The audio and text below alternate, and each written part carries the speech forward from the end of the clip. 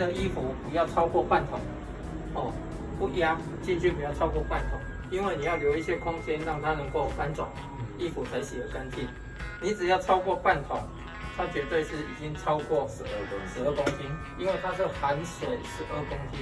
不是干的衣服12公斤，含水12公斤。哎，对对对，所以你进去差不多半桶就差不多。